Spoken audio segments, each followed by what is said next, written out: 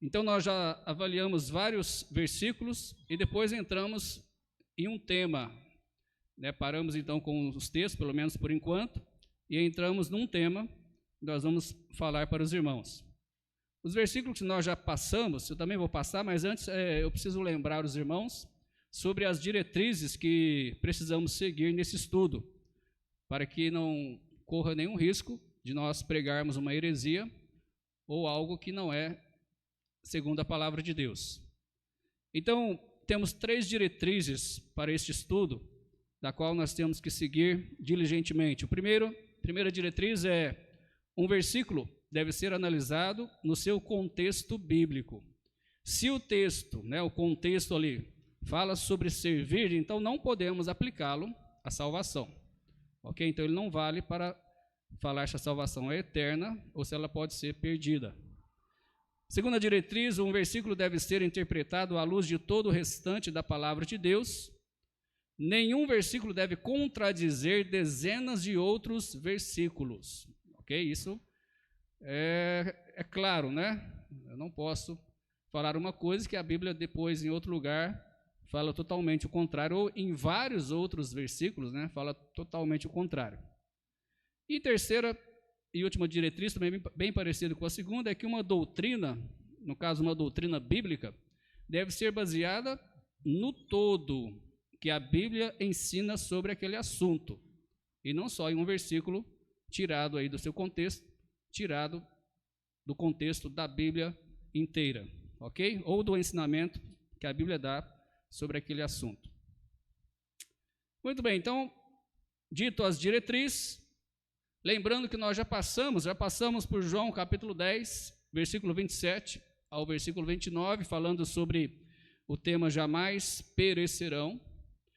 É importante, se você talvez não passou ainda esse estudo, anotar nesses versículos, esses textos, e depois ler em casa, e você vai perceber que o tema que nós temos falado é basicamente o que diz ali o texto, né? Passamos também por Efésios capítulo 2, versículo 8 ao versículo 10, com o tema pela graça, por meio da fé.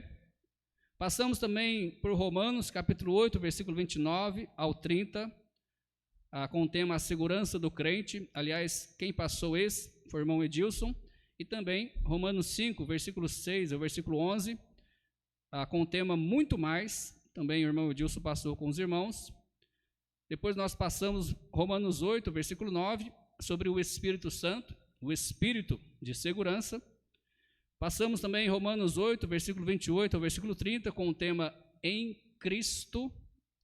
Passamos em 1 Coríntios, capítulo 12, versículo 12 e versículo 13, com o tema membros do corpo, falando logicamente, né, sobre a igreja e sobre todos que são salvos, são colocados no corpo de Cristo e são membros do corpo de Cristo. Lembrando que, com exceção de uma mensagem, todas essas mensagens, todos esses estudos estão no YouTube do pastor Marcos Gesiel, ok? Se você quer ver cada mensagem, cada estudo separadamente, pode procurar que você acha.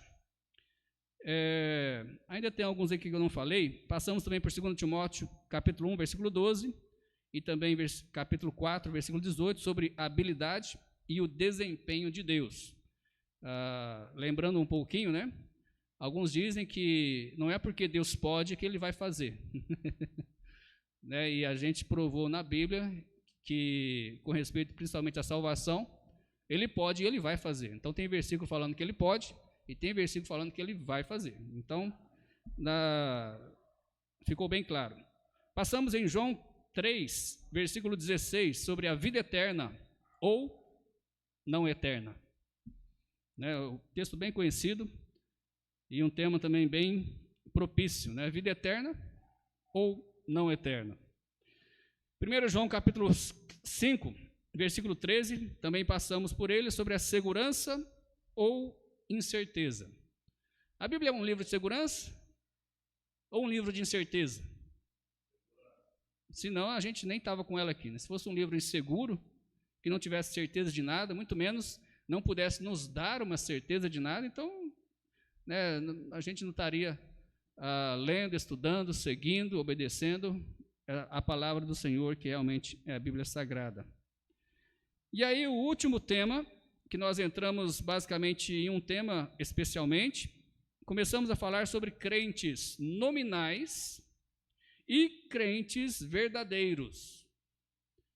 E infelizmente, isso aí é realidade não só na época da igreja, a época em que nós estamos vivendo, mas em toda a história bíblica, em toda a história de Israel, até mesmo no Velho Testamento, sempre existiram os nominais e sempre existiram os verdadeiros. E a Bíblia diz que no final vai haver um remanescente fiel. Muitos vão ser nominais, mas vai haver um remanescente fiel, de crentes verdadeiros. E hoje, então, continuando, nós estaremos basicamente vendo algumas parábolas, Algumas parábolas. Nós vamos terminar um pouco mais cedo por causa da nossa reunião, Mas o tempo ainda tá bom ainda, Está sendo generoso, Irmãos, é interessante notar que a Bíblia é um livro muito claro e realista. A Bíblia, em várias situações, em vários ensinamentos, ela não deixa dúvida. Talvez alguns ensinamentos mais específicos, mais profundos, precisem de um pouco mais de estudo, precisem talvez de alguém ajudar, mas a Bíblia é muito clara. Os versículos, muitas vezes, que nós ensinamos são muito claros, são um número muito pequeno, muito irrisório de versículos que a gente tem que realmente aprofundar mais. A maioria dos textos bíblicos são fáceis de entender. A Bíblia conhece e descreve o comportamento humano como ele é. Quem nos criou? Deus. Então ninguém melhor do que ele para falar como eu funciono, como você funciona, não é verdade? Isso está na sua palavra. A Bíblia também distingue cuidadosamente aqueles que são seguidores nominais de Cristo daqueles que são crentes genuínos, crentes verdadeiros, salvos, lavados pelo sangue de Cristo, aqueles que nasceram de novo do Espírito Santo. E nós vemos várias parábolas do Senhor Jesus Cristo, onde o próprio Senhor Jesus Cristo fez distinção nessas parábolas entre os crentes verdadeiros e os crentes nominais. Então vamos ver e entrar em algumas dessas parábolas. Não é parabola não, como alguns dizem, mas as parábolas. Primeiramente a parábola do semeador, que está em Mateus capítulo 13, do versículo 3 ao versículo 23. E também Lucas capítulo 8, do versículo 4 ao versículo 15. Devido ao tempo, nós não vamos ler, porque vai demorar muito tempo lendo e pouco tempo aprendendo. Então, o nosso foco não é leitura bíblica, mas é aprender sobre cada parábola. Então, eu vou deixar a leitura para você fazer em casa, amém? Ali você tem bastante tempo para isso. Então, a parábola do semeador, nós vamos basear mais aí em Lucas, Se você quiser abrir em Lucas, fique à vontade, Lucas capítulo 8, versículo 4 ao versículo 15.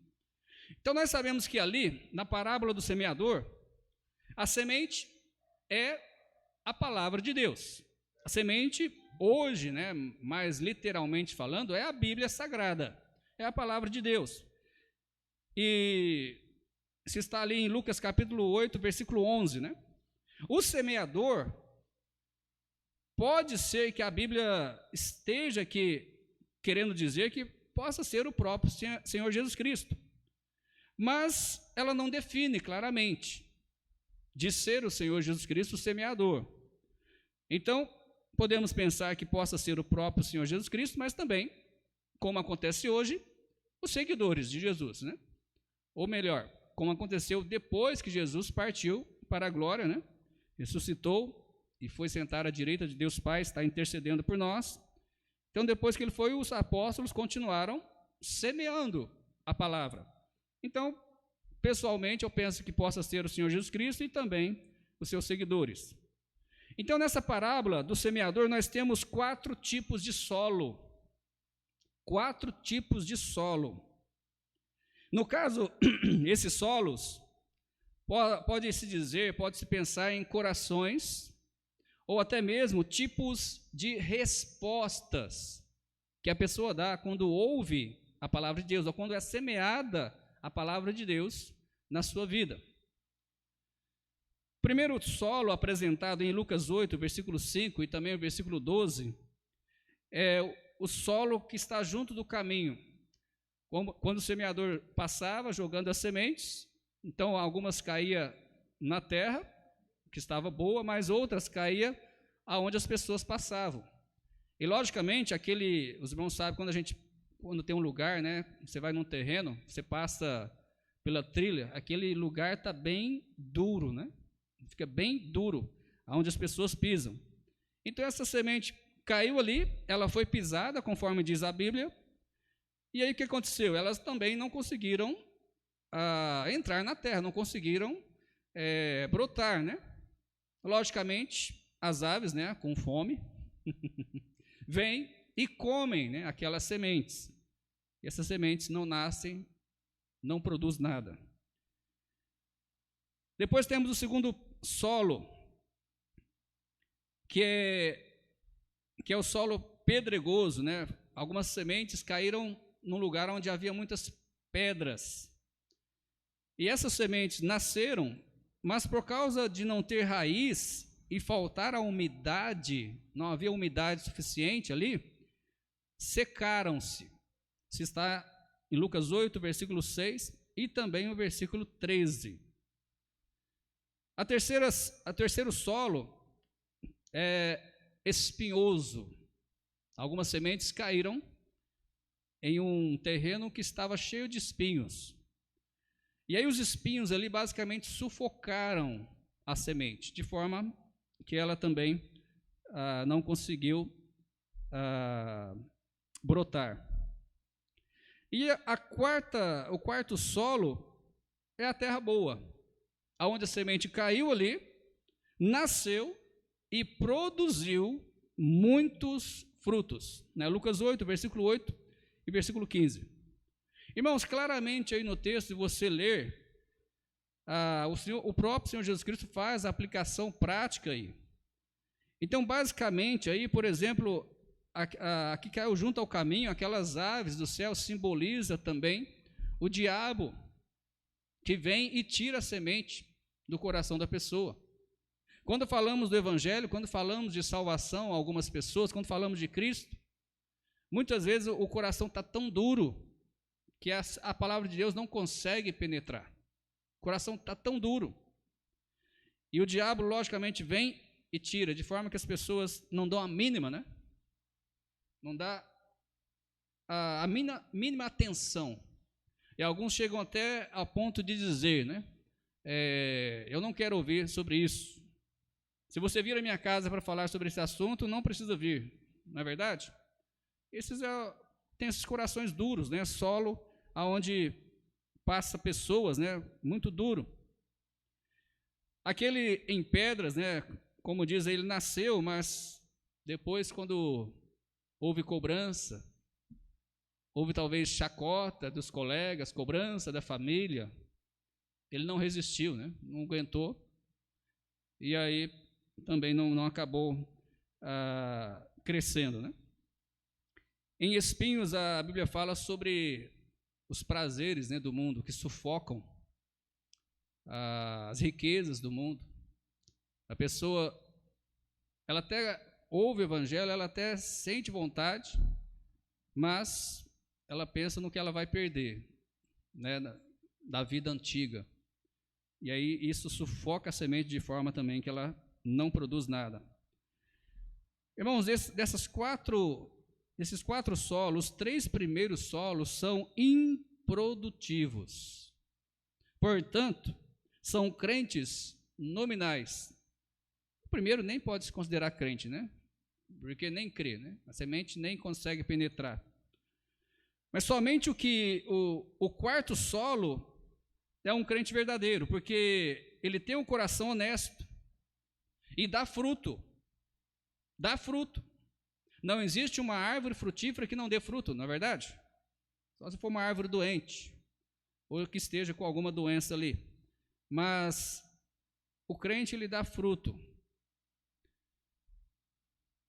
Outra parábola para nós analisarmos e vermos que existe então os crentes nominais e os crentes verdadeiros é a parábola do joio e do trigo.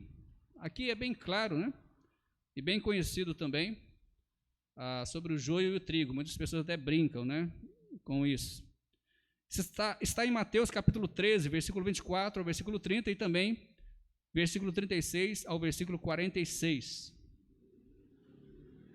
Se você quiser abrir lá para acompanhar, Mateus 13, 24 ao 30 e versículo 36 ao 43.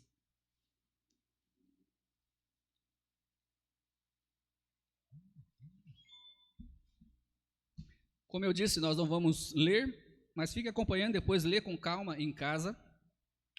Aqui então a parábola do joio e do trigo.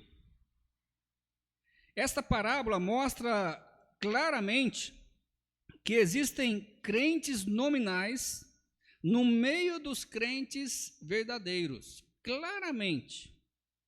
O diabo aqui é um mestre, né? Um mestre da imitação. Porque ele consegue semear o joio, no caso aí, os crentes nominais, ele consegue semear esses crentes no meio do trigo, no caso aí, né? No meio dos crentes verdadeiros, conforme está aí na parábola.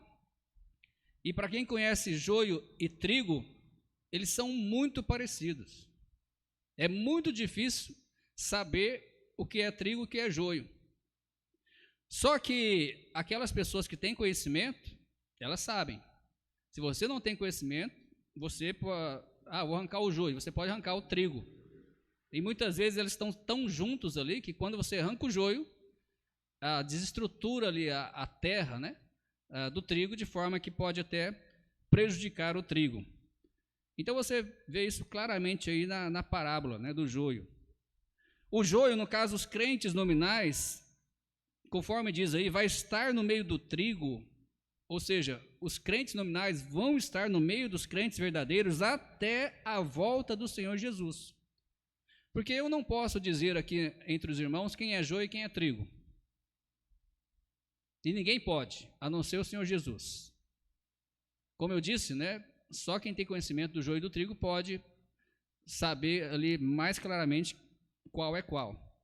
E se tratando de salvação, se tratando de crentes verdadeiros, salvos, ou crentes apenas nominais, então, quando o Senhor Jesus voltar, aí ele vai separar.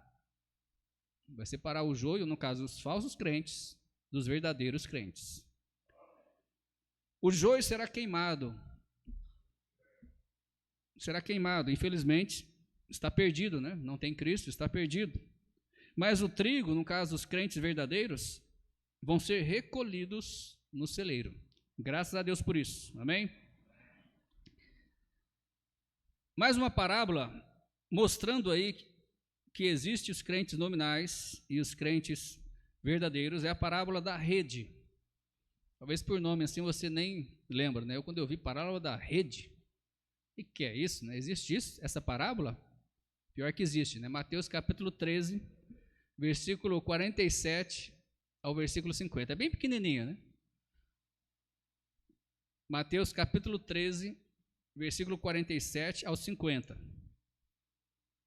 Embora o texto é pequeno, mas eu não vou ler, ok? Eu apenas vou focar aqui no ensinamento, e os irmãos fiquem à vontade em ler depois em casa e acompanhar agora aí conforme nós vamos explicar. Mateus 13, 47 ao 50. Essa parábola, a parábola da rede, basicamente aí ela mostra o final da tribulação. Nós não acabamos de falar aqui, quando Jesus voltar, ele vai separar o joio do trigo, no caso, os falsos crentes dos verdadeiros crentes. Então, no final da tribulação, os anjos também separarão os crentes nominais dos crentes verdadeiros. E separarão. Na realidade, aqui é um arrebatamento diferente, né? É um arrebatamento dos incrédulos e não dos salvos, né? Eles vão separar os crentes nominais dos crentes verdadeiros. Os primeiros, no caso, os nominais, né? Os crentes que não são verdadeiros, eles serão recolhidos e serão queimados na fornalha de fogo, conforme diz aí no texto. Mateus 13, 47, 50. Mas os últimos, ou seja, os crentes verdadeiros, eles vão entrar no reino milenar de Cristo. Amém? Então a parábola da rede, né? Mostrando aí quando o pescador joga a rede, aí ele recolhe os peixes e aí ele separa ali, né, os peixes bons dos maus, né? O que acontece, né? Os maus ele joga fora, né? E aqueles peixes que estão bons, ele recolhe. Muito bem. A última parábola de hoje é a parábola das bodas. Tem hora que dá vontade de falar bodas, né? Parábola das bodas do cordeiro. Em outras palavras, festa. Parábola da festa ou do banquete também. Mateus capítulo 22, versículo 1 ao versículo 14. Mateus capítulo 22, versículo 1 ao versículo 14.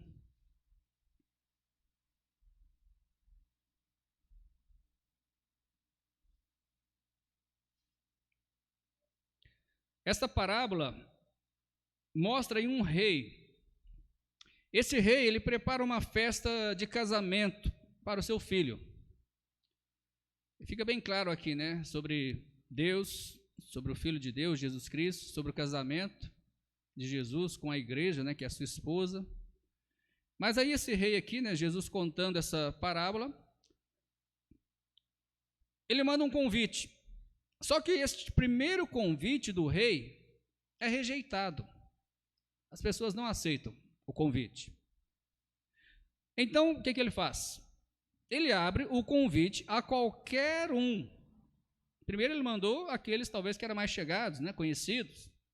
Agora então ele abre a qualquer um, seja mal, seja bom, qualquer pessoa que quiser comparecer na festa do casamento do seu filho, né, pode chegar. E muitos, conforme diz aí, muitos aceitam então esse convite e a festa fica cheia de convidados. Só que quando o rei então, passando ali no meio dos convidados, ele percebe, ele nota alguém sem as vestes adequadas. E ele manda tirar essa pessoa e jogá-la para fora nas trevas exteriores. Agora, para nós entendermos melhor, naquela época, quem providenciava as roupas adequadas era o anfitrião. Logicamente, quando se era enviado o convite, se era também enviado a roupa adequada para estar na festa. Por isso que aquele homem, se você perceber aí no texto, quando ele é interrogado, ele é questionado, o que ele está fazendo ali? O que ele diz? Nada. Ele fica mudo, porque não tinha nenhuma desculpa, ele não tinha veste, ele não foi, em outras palavras, não foi convidado, né? Porque ele teria as vestes. Aquele homem, ele representa os crentes nominais. Ele representa aqueles que querem tirar proveito do reino de Deus. E existe muito assim, né? Existem muitos assim. Eles apenas querem as bênçãos. Apenas querem as bênçãos de ser um crente. Mas eles veem em sua própria justiça. Eles não têm ainda a justiça de Deus, ou a justiça que Deus prevê pela fé em seu Filho Jesus Cristo. E, infelizmente, como já temos olhado em várias parábolas, essas pessoas também vão ser lançadas fora, conforme diz nas trevas exteriores, né? A gente sabe que o inferno é um lugar de chamas, mas também é um lugar de trevas. Aí alguns perguntam, pastor, mas onde tem fogo, né, tem iluminação, né? Muito bem, esse fogo não é o fogo que nós conhecemos, né? Tanto é que o fogo que nós conhecemos não queima alma, não queima espírito. Mas o fogo do inferno vai queimar por toda a eternidade. Eu sei que vão ser preparados também corpos, né, espirituais para isso, mas é um fogo totalmente diferente.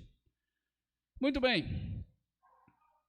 Vamos parar por aqui, apenas uma pequena conclusão para nós encerrarmos. A Bíblia distingue e diferencia, irmãos, aqueles que são crentes apenas nominais, sem compromisso verdadeiro, sem o novo nascimento em Cristo Jesus, daqueles que são crentes verdadeiros, daqueles que já foram salvos, já têm a segurança de salvação, daqueles que nasceram de novo, vivem novidade de vida. Há uma grande diferença escancarada na Bíblia. Agora, é preciso que cada um de nós avaliemos, analisemos se realmente somos crentes verdadeiros. Ou talvez estamos nos enganando e somos mero crentes nominais. Temos aprendido bastante na outra mensagem, na outro estudo e nesse estudo dessas parábolas. Então, cada um precisa analisar a sua vida. Eu não tenho responsabilidade com a sua vida, ou pelo menos com a sua certeza de salvação. Eu preciso ver a minha alma, eu preciso ver se eu sou salvo. E aí eu posso ter segurança ou certeza, mas eu não posso ter segurança ou certeza por você. Então cabe a você analisar isso. Já se entregou a Cristo verdadeiramente, já nasceu de novo espiritualmente, vive em novidade de vida? Se não, ainda há tempo. Eu sempre digo, né? Enquanto há vida, há esperança, há tempo, basta apenas se entregar a Cristo e ser salvo. Amém? Ok, aproveitar aqui antes de terminar, mandar um boa noite para o João Lopes. Deus abençoe a sua vida, está acompanhando pelo Facebook. Também a Sandra Araújo e também a Valéria Aparecida. Deus abençoe também. Grande abraço a todos. E se eu não falei o seu nome é porque não aparece aqui para mim. Deus abençoe a sua vida também. Nós vamos dar uma pequena pausa, nós vamos ter uma reunião aqui com os membros da igreja. Depois teremos um tempinho de comunhão. E aí voltamos novamente, mais ou menos umas entre 7 horas, 7h15 mais ou menos. Estaremos voltando com a segunda parte do culto, louvando a Deus, adorando e também com a pregação da palavra de Deus, ok?